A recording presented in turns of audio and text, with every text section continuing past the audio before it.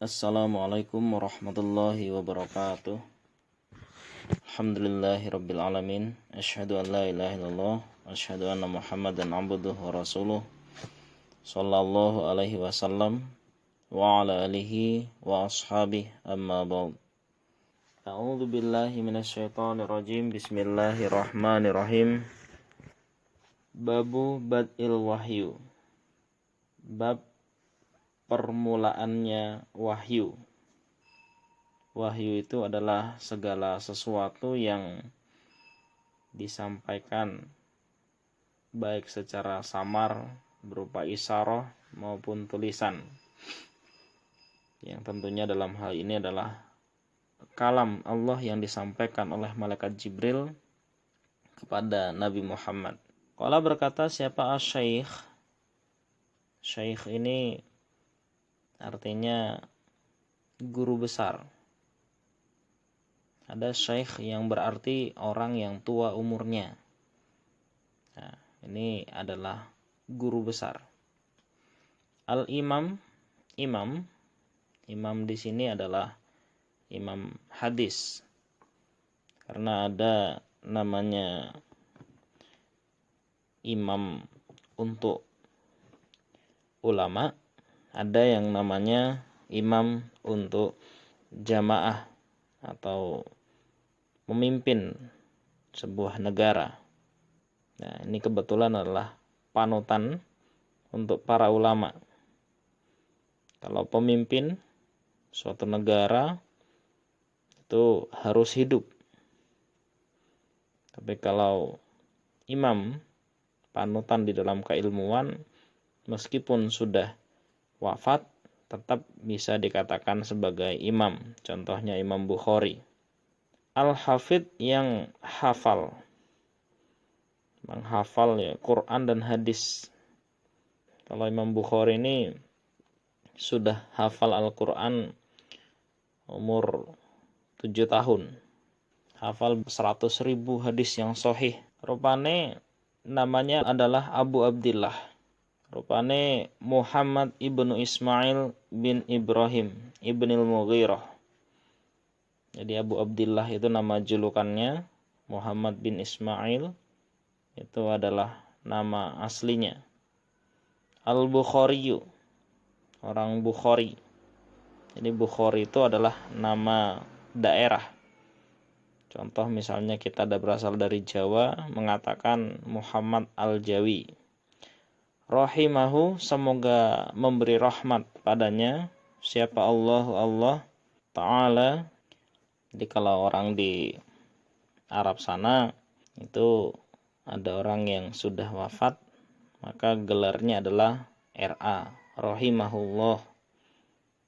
Kalau Nabi sallallahu alaihi wasallam, kalau sahabat radhiyallahu anhu, kalau selain itu dikatakan rahimahullah. Itu bermakna doa, fi'il madhi bermakna doa. Nah, kalau di Indonesia mafhumnya dengan kata-kata almarhum. Padahal marhum itu kalau di secara bahasa artinya yang tersayang gitu. Ya, namanya adat suatu daerah berbeda. Babu babnya kaifa bagaimanakah karena ada apa bad'ul wahyi, permulaannya wahyu ila Rasulillah, pada Rasulullah sallallahu alaihi wasallam. Bab bagaimanakah pertama kali wahyu diturunkan kepada Rasulullah sallallahu alaihi wasallam. Wa qaulullah, dan firman-Nya Allah Jalla yang Maha Agung, apa zikruhu, sebutannya Allah. Dalam surat An-Nisa ayat 163. Inna, sesungguhnya kami Allah, auhayna, telah memberi wahyu kami Allah, ilaika, kepadamu Muhammad, kama auhayna, sebagaimana telah memberi wahyu kami Allah ila Nuhin, pada Nabi Nuh. Ada kesamaan cara. Ya, diberi wahyu melalui perantara malaikat Jibril. Kesamaan lainnya dimulai dari impian-impian. Wan nabiyyin maksudnya wa auhayna ilan nabiyyin, dan para nabi, min ba'dihi setelahnya Nuh. Nah, dikatakan di sini kenapa dimulai dari Nabi Nuh? Karena Nabi Nuh ini adalah nabi yang pertama kali diutus oleh Allah untuk memerangi kemusyrikan kaumnya. Allah berfirman dalam surat An-Nisa, sesungguhnya kami telah memberimu wahyu sama seperti kami telah memberi wahyu kepada Nuh dan para nabi setelahnya. Itu caranya ya dimulai dengan banyaknya impian-impian solih, ar-ru'ya as-solihah. Lalu kemudian didatangi oleh malaikat Jibril, atau dalam bahasa Yahudinya Namus. Haddatsana al-Humaydu rupani Abdullah ibnu Zubair qala haddatsana Sufyan qala haddatsana Yahya ibnu Sa'id al-Ansari qala akhbarni Muhammad ibnu Ibrahim at-Taimi annahu sesungguhnya Muhammad iku sami'a telah mendengar dia Alqamah pada Alqamah ibnu Waqqas al-Laisi yaqul berkata Alqamah, sami itu telah mendengar aku pada Umar ibn al-Khattab radhiyallahu an, radhiya semoga meridhoi siapa Allah anhu pada Umar, alal mimbar di atas mimbar Masjid Nabawi. Kalau berkata Umar, sami itu telah mendengar aku pada Rasulullah sallallahu alaihi wasallam. Yaqul sedang bersabda Nabi, innamal a'mal sesungguhnya beberapa pengamalan. Alnya itu menandakan jumu atau semua amal yang berhubungan dengan ibadah kepada Allah. Iku bin niyah karena niat. Di bi-nya itu bisa bermakna sababiyah karena niat, artinya niatlah yang membuat amalannya itu menjadi berpahala atau tidak. Atau bisa juga dimaknai bersama niat. Wa innama dan sesungguhnya iku likul limriin bagi tiap orang apa ma sesuatu nawa yang telah berniat dia. Faman maka barang siapa kanat yang ada apa hijratuhu hijrahnya orang. Hijrah itu sebuah pekerjaan yang sangat berat di zaman Nabi. Meninggalkan harta, keluarga, kampung halaman, hanya membawa pakaian di badan untuk ke tempat yang tidak punya sanak famili, tidak punya pekerjaan dan macam-macam. Jadi hijrah itu bukan hanya sekedar pindah tempat, tapi itu betul-betul banyak pengorbanan itu. Barang siapa kanat yang ada apa hijratuhu hijrahnya orang ilad dunia karena dunia. Yusibuha yang akan memperoleh dia pada dunia.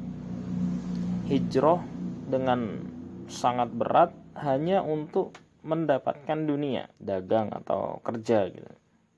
Au ila imratin atau karena perempuan yang kihuha akan menikahi dia pada perempuan. Hijrahnya karena landasan ingin menikah dengan seseorang. Fahijratuhu maka adapun hijrahnya orang iku ilama pada apa-apa hajaro yang telah hijrah dia ilahi pada ma. Hijrah itu adalah pekerjaan yang sangat berat, harus meninggalkan keluarga, harus meninggalkan harta, harus meninggalkan semua yang dimiliki menuju tempat yang di situ tidak punya apa-apa.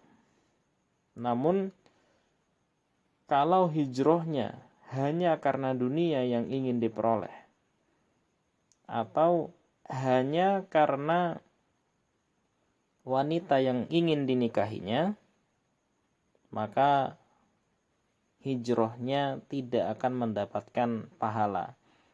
Dia hanya akan mendapatkan maksimal dunia yang diperolehnya atau wanita yang akan dinikahinya. Itu paling maksimal kalau dapat. Kalau enggak ya tidak dapat apa-apa. Di sini dijelaskan semua amalan ibadah tergantung niatnya. Nah, niat itu menjaganya dalam 3 waktu. Ini jaga niat. Karena diterima atau tidaknya amal kita, diberi pahala atau tidaknya amalan kita, itu tergantung niatnya. Beramal apapun tidak diniati karena Allah dari awal sampai akhir, maka ancamannya adalah neraka karena syirkul khauf. Kalaupun awalnya sudah karena Allah, namun di tengah-tengah niatnya berubah. Kalau ibadahnya bisa dipisah, misalnya baca Quran 5 ayat karena Allah, kemudian ada lagi orang yang datang, kemudian dia berubah tidak karena Allah, 5 ayat kemudian tidak karena Allah, berarti yang dapat pahala ya 5 ayat yang karena Allah tadi, dan Allah maha tahu itu. Tapi kalau tidak bisa dipisah, contohnya seperti sholat atau puasa, maka tergantung apakah dia mampu menolak dan meluruskan niatnya sampai akhir atau tidak. Kalau sampai akhir mampu meluruskan niat, meskipun mungkin ya pasti ada perubahan niat sedikit di tengah, tapi dia mampu mengembalikan, maka amalnya diterima. Tapi kalau sampai terakhir tidak mampu mengendalikan niatnya, maka amalnya ditolak oleh Allah Subhanahu wa taala. Yang ketiga adalah ketika sudah mengerjakan sesuatu. Dari awal dia sudah karena Allah sampai akhir karena Allah. Namun suatu saat karena dipuji dan sebagainya, kemudian dia merasa pol, sombong dan sebagainya, maka amalnya hilang juga. Naudzubillah min dzalik. Maka bagi para member yang mengikuti Kutubus Sittah ini, jika dari awal jenengan kepingin niat menghatamkan Kutubus Sittah, maka sampai terakhir nanti ya hanya akan hatam doang. Wa innama likulli imri'in ma nawa. Sesungguhnya setiap orang akan dibalas sesuai niatnya. Tapi kalau jenengan memang mengikuti, meskipun kita mungkin pengajiannya sedikit demi sedikit, 1 hadis, 2 hadis, 3 hadis, apalagi kalau materi pendalaman seperti ini, memang niatnya untuk mengoreksi diri. Sepanjang kita ngaji, maka kita akan dapat pengoreksian terhadap diri kita, yang pada akhirnya akan menjadikan kepahaman bagi kita. Atau niatnya cuma senang-senangan. Jadi masalah niat itu sangat penting. Dari ini kemudian ada sebagian ulama yang mewajibkan untuk niat khusus sebelum melakukan sesuatu. Namun itu hanya sebagian. Sementara ulama lain yang masyhur itu ya, niat itu memang harus di dalam hati. Itu adalah pilihan bagi kita. Mudah-mudahan kita terus bisa menjaga niat karena Allah, niat mengoreksi, niat mencari pemahaman agama, sehingga kita betul-betul menjadi hamba Allah yang beriman. Jazakumullahu khairan. Assalamualaikum warahmatullahi wabarakatuh.